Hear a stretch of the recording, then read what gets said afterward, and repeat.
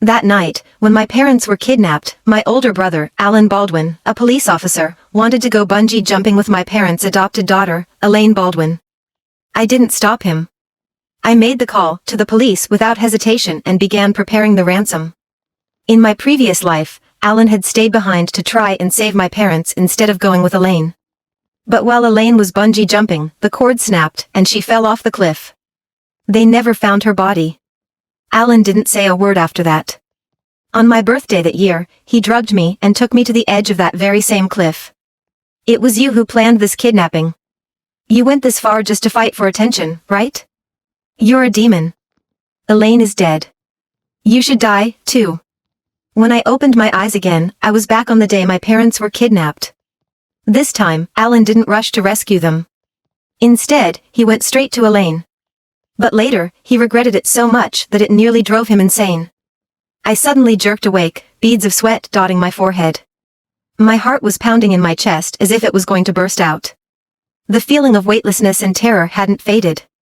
However, I soon realized that I was in my bedroom. I glanced at the date on my phone and realized that I had come back to the day my parents were kidnapped. I knew that in 5 minutes, the kidnappers would call and demand me to prepare the ransom in 1 hour, or they would kill my parents. As the daughter of the Baldwin family, I was lost for 18 years and have recently been reunited with them. I had only been back with my parents for less than a year, and they meant everything to me. I couldn't let the tragedy from my previous life happen again. I rushed downstairs and stood by the phone. Alan, in his casual pants, followed closely behind me. Vicky, why are you so nervous? Mom and Dad aren't even here. Didn't you kidnap them? Alan gave a mocking smile. At that moment, I was certain he had also come from the future. His expression seemed to say, don't waste your effort. It's all pointless. Without my cooperation, this charade our parents and you're playing wouldn't last long. In my previous life, Alan had believed I had masterminded the kidnapping to gain my parents' favor and attention. I still didn't know where he had gotten such a ridiculous conclusion. This time, Alan chose to ignore my trap entirely. Vicky, don't say I didn't warn you, Alan said with a shrug. Inciting a crime is still a crime. If you get caught, don't come crying to me to help you. I wanted to say something, but just then, the phone rang, cutting me off. Each ring sent a shiver to my heart. Yet, Alan acted as though he hadn't heard it. As he was about to leave, a look of disdain flashed across his face. Do what you want. I'm going to go bungee jump with Elaine. I know they won't actually get hurt. Don't disturb me if there's no real problem. In my previous life, he hadn't said that. Back then, Alan had used his years of detective experience to track down the kidnappers' hideout quickly. In less than an hour, he rescued our parents. That day, my mind was so occupied with my terrified parents that I didn't notice the suspicion and anger simmering in Alan's eyes. It was only later, when he brought me to the cliffside, that I learned what he was thinking. While Alan was rescuing our parents, Elaine had called him repeatedly. When he didn't answer, she went bungee jumping alone and had an accident. The phone ringing now felt like a death sentence, tightening the knot of anxiety in my chest. I picked up the receiver and the kidnapper's voice came through clearly. You should prepare $20 million. Have the money ready in 2 hours, or your parents are dead. I froze, wide-eyed in terror. I thought, what? Wasn't it only $10 million last time? I gripped the phone tightly, my palm drenched in sweat. It seemed that the reality at this time was different from the last, and the kidnapper's location might have changed as well. I had been so confident before, but now panic was starting to creep in. With a tremor in my voice, I pleaded. Can you give us more time? Please, Before I could finish, the line went dead. I quickly gathered my composure. I knew it was useless to these desperate criminals. The priority was to prepare the ransom and locate the kidnappers. I quickly scribbled down everything I knew from my previous life. There were 2 kidnappers, both young men, and the kidnapping took place at one of their homes. The ransom was $10 million, and they asked us to place it in the 3rd trash can at the south entrance of the train station. Before they could collect the money, Alan had tracked down their hideout and rescued our parents, saving both our parents and the ransom. With that in mind, I grabbed my phone and dialed 911.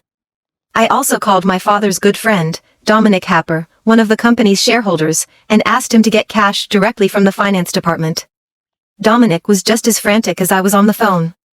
"Call the police, Vicky. I'll handle the money." His words made my heart settle a little. 2 minutes later, police officers arrived. Alan's colleague and close friend, Crisis丨, walked in with a scowl. "Vicky, Alan just called me." Luckily, I was nearby. Filing a false report is a crime. All my courage and hope crumbled in that instant. Alan had already decided that I was the mastermind behind the kidnapping, so he'd sent his friend to stop my nonsense. I didn't expect he would do something like that. I didn't think I could solve it without the help from the police and detective expertise. My emotions got the best of me, and I squeezed the paper with the clues into a ball. The thought of my parents being tortured by the kidnappers pushed me over the edge, and I broke down crying. "Kaysen, I'm not lying. I'm an adult. I'm taking responsibility for my words. Please, I need the police's help. Please help save my parents." I sobbed, gasping for air, glancing constantly at the clock. Almost 10 minutes had passed, and there wasn't much time left. Kaysen leaned casually against the couch, scrolling through his phone.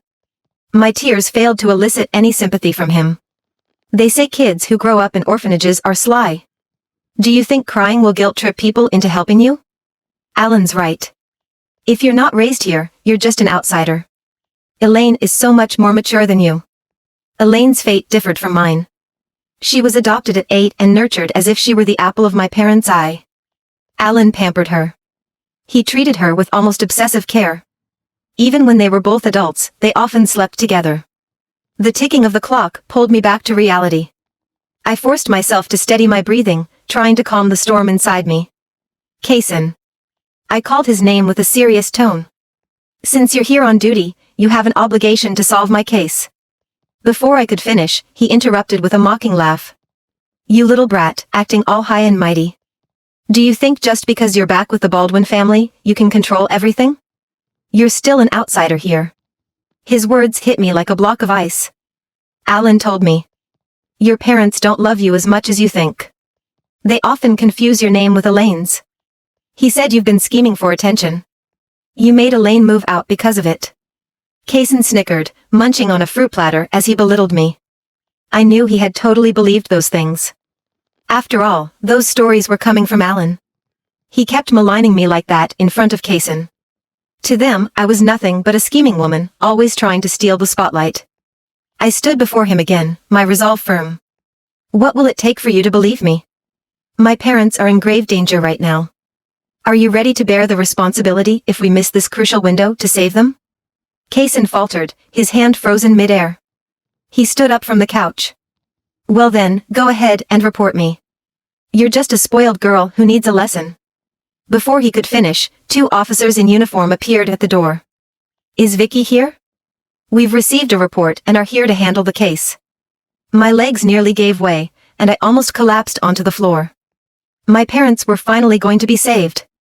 As soon as Kaysen saw the officers, he rushed over to shake their hands. "We're colleagues," he said. "I'm here to meet Alan's sister." That's when I noticed Kaysen was in casual clothes. He turned and started heading for the door, seemingly intending to slip away. But the 2 officers immediately blocked his path. I quickly stepped forward to update them on the situation. "Officers. My parents have been kidnapped. I have a recording." The recording I had made earlier was finally useful. The moment the kidnappers' voices came through, Kaysen's face turned. Ned pale in shock. "Alan clearly said they are actors. He said you planned this whole thing yourself." I snorted dismissively, not in the mood to waste words on him. I slowly unfolded the crumpled piece of paper in my hand. Drawing from the fragmented memories of my previous life, I tried to recall every detail. I quickly pieced things together in my mind and tried my best to come up with an excuse. "Officers. I can give you details about the suspects. They haunted my house once before. I'm not completely sure, but their voices sounded similar. They asked me for directions before." Soon, the sketch artist and the surveillance team were in place. I focused all my attention on describing the 2 kidnappers' appearances. With a comparison to a database of known offenders, the police quickly identified them. Both were young men who had served time for robbery. One of them had rented a house under his real name, so the police immediately planned a rescue operation.